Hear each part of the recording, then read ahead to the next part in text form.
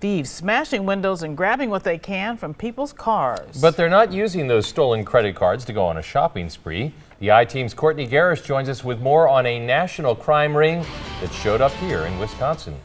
George and Carol, we talked to a Janesville victim who never expected to be pulled into such a complicated crime. The scheme is so elaborate that at one point this victim was also a suspect. These thieves target women. They'll sit and watch.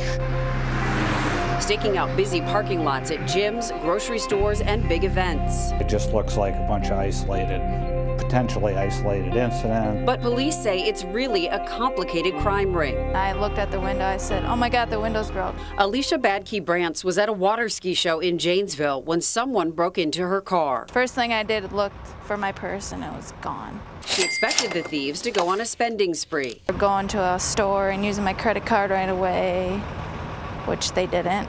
Instead, this suspect went to Alicia's bank. They put a wig on, a blonde wig, parted on the side like I have my hair. This is surveillance video of the woman in the drive-thru trying to disguise herself as Alicia. The suspect reportedly used another Wisconsin victim's stolen checkbook, writing $3,000 in forged checks made out to Alicia Badkey-Brantz. Gets to be quite an extensive web. Terry Sheridan is a lieutenant with Janesville PD. He says at first they didn't connect the rash of car break-ins. Quite often the cases are not linked up right away, and it takes some time. They'll start doing some quick hits, trying to get as much cash as they can. 3 people are in custody after crimes consistent with what police are calling felony lane gang. He says these crimes match the MO of a national band of thieves called the Felony Lane Gang. The name comes from the third and furthest drive-through lane at the bank. They wanted to create some distance between the actual bank teller and themselves in case the physical description just is a little bit off. Right now, detectives only have images of this female suspect who has allegedly withdrawn money from banks in Janesville, Monona, Delavan,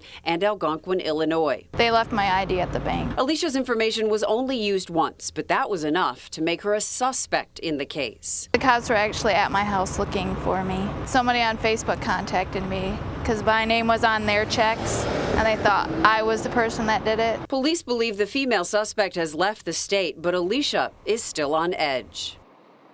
And Janesville PD believes men were breaking into the Wisconsin cars and then recruiting women that match descriptions of the stolen IDs. Those women would then try to cash the forged checks. It is possible this crime ring could circle back through Wisconsin. Some states have reported more than one encounter with the Felony Lane Gang.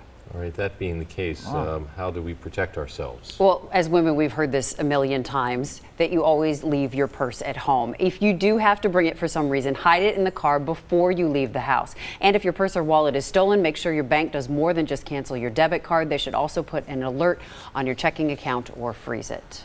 That's a complicated ring. It really is. They need to just go get a job. It's ridiculous. Thanks, Courtney. Thanks,